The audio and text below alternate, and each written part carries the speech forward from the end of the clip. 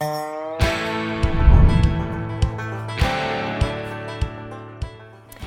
and welcome. My name is Jamie and this is my coworker René Claude.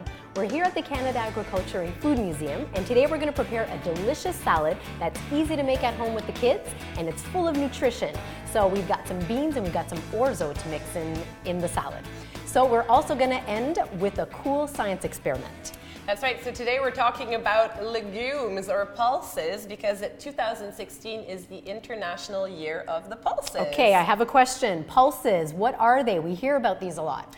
We're not talking about your pulse, but we're talking about plants, again, from the legume family. So peas, beans, chickpeas. Okay. What about lentils? Would that be part of the same family? That's right. Lentils are also pulse. So pulses are very healthy for you. They're full of fiber, of healthy carbohydrates, and protein as well. Great. Okay, so let's get started. Now, we will be mixing the sauce first. So we're going to mix about 1/3 cup of olive oil, which is packed with nutrition. It's very good for you. Lots of vitamin E, lots of vitamin K, very good for the skin. So we're going to continue with about 1/4 cup of lemon juice. So we'll add it in here. And then followed by some fresh parsley. Now, could we be using some dry parsley for this recipe? That's right. So you could use dry parsley, but you'd use a little bit less. Now, again, this recipe can be found online. So here we're using 3 tablespoons, but if you're using dry parsley, you'd use 2. Okay. And also a teaspoon of freshly pressed garlic, which is quite good for you as well. It adds some nice flavor to the salad dressing, as well as some oregano, maybe about a teaspoon of oregano, but of course I think we could probably use anything that's in the pantry. Any other spices that you particularly like. Sounds good. And also a little bit of pepper. All right, so I'm going to mix that together so all these flavors can blend in. So we're going to set it aside and then we'll continue with the salad. All right. Okay, that looks delicious. It does. It smells so good. Up next, we have some cucumbers. So you could probably use about maybe a small English cucumber. That's right. Cucumbers are actually part of the squash family, so cousins of pumpkins, of melons, and zucchini. Nice. Now, do they produce a beautiful flower just like the pumpkins do? That's right. They make little yellow flowers instead of the big ones like pumpkins or zucchinis. Nice. Up next, to add a little bit of color, we are going to be using about 1/4 cup, but if you really like tomatoes, perhaps a full cup of cherry tomatoes. Those look good. We've got orange and red tomatoes in there. Right. We'll add some more colors. So now we're going with all the colors of the rainbow, a bit of red onion. So as much as you'd like. Today we're using about 1/4 cup to a 1/2 cup of red onion. Right. And then we will add some feta. Ooh. So I have a question for you too about feta. So where actually does feta come from? Which animal's milk is used to make our feta cheese?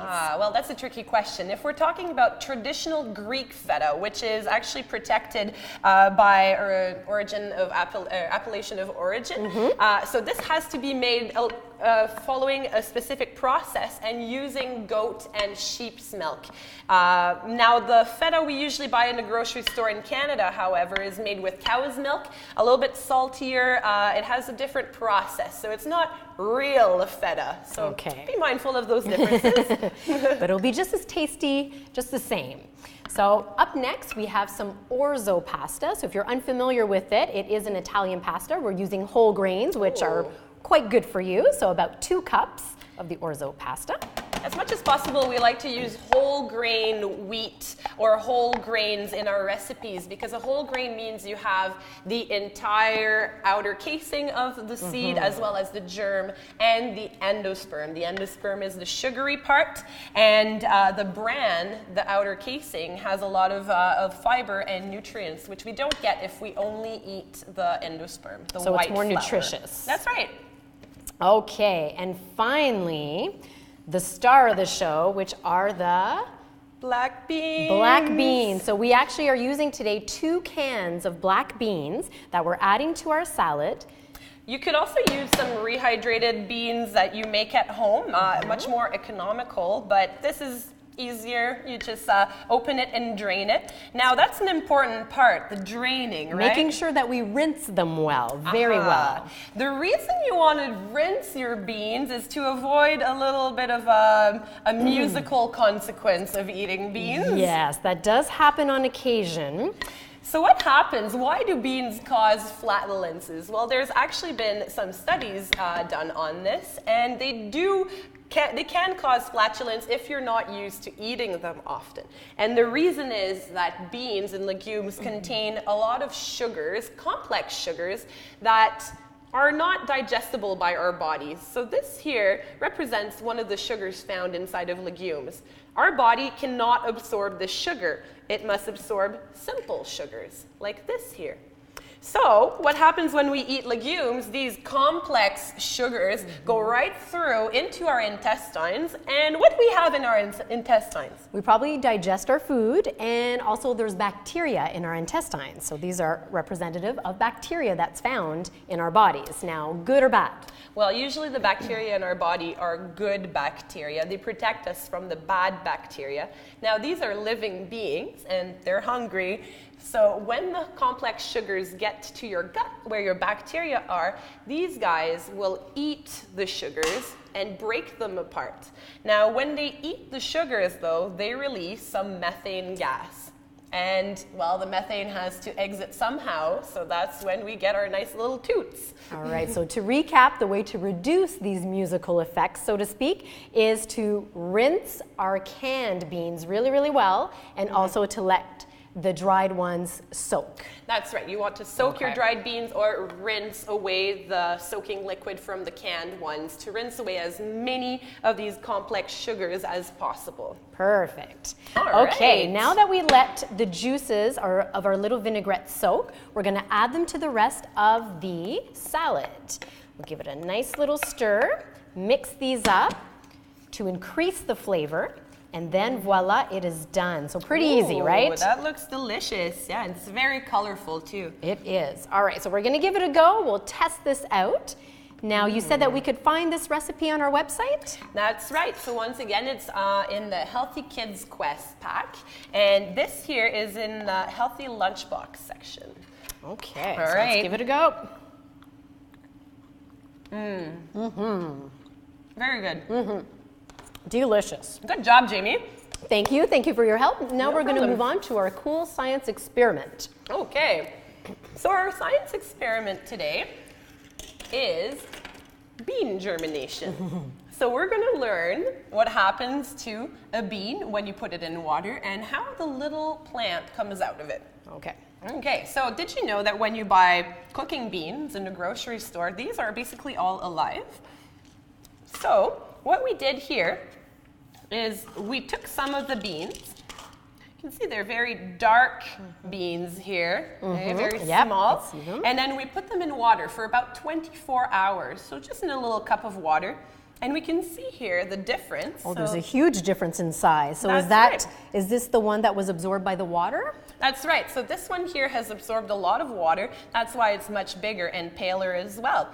Now I'll ask you, and you can do this at home too. So Jamie, can you try to remove the seed coat from the seed? So that's the little skin I see, okay. that protects the seed. Now I can't do this to my dry bean. Can you do it with your... I can, yeah. I'm having a much easier time doing it with my soaked bean. Ah, I see. And as you're removing the seed coat, you are revealing what is called the cotyledons. And cotyledons. quite of a hard word sounds to a little say. bit like a dinosaur name. It's not a dinosaur. It's actually the baby plant's pantry. Okay. It's kind of like the lunchbox. Before kids are old enough to start making their own lunch. Making their own lunch. All right, so Okay, do I open this? Yeah, so now you can separate the two cotyledons to reveal the little baby plant on the inside. Yeah, I see. It almost looks like it's like there's almost like two leaves that are inside of it. That's right. You should be able to see two tiny, tiny pointy leaves and a little root in there. That is the embryo. That is the baby plant that is waiting to grow out of that seed and become a bean plant. All right. That's so neat. So I'll show you one way that you can observe the plant transform and grow at home. So all that you need is a transparent plastic cup. It's kind of like a window. Okay. And then some cotton balls, or also paper towels work well for this. So Jamie, I'll ask you to fill up the cup with cotton balls. It doesn't have to be full, about halfway full is fine too. Now, what I'm doing here, would these cotton balls be acting like the soil? That's right. So Okay. since we're trying to grow the seed, to germinate it, and we want to see what kind of changes occur through time, well, we want to have a space for the roots to set in and a stable place for the plant to grow out of. Okay, so now it looks great. Okay. Okay, you don't want to compact it too much, but now we want to add some water. So you can water it a little bit.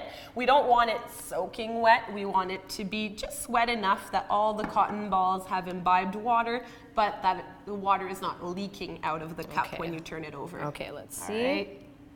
Excellent. Good? Okay. That is great. So now I'm going to give you a few seeds that you can place. I'll give you kidney bean. Yeah, some red kidney beans here. Love those. Black bean. Black beans, like our black bean salad. That's right. And I'll give you a navy bean. So these are 3 bean varieties that you can buy at the grocery store to cook. And I just tuck them in. That's right. on So each you're side. tucking them in between the cup and the little wet cotton balls. Okay.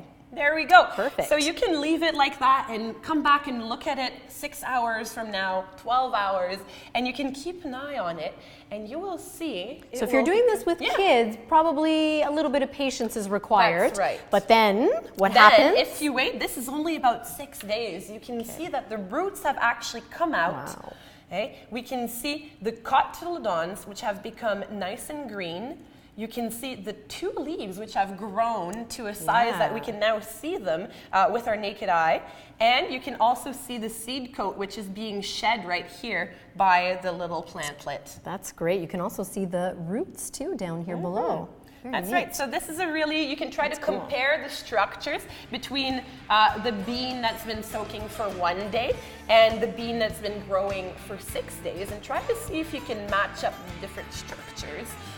So this is a really fun science activity, and you can actually find a full protocol for it on our website in the Apprentice Chef Activity Kit. That's wonderful. Well, I feel like I've learned a lot. We hope you did too. Thank you so much, René Claude. Thanks for joining us, and we'll see you again soon.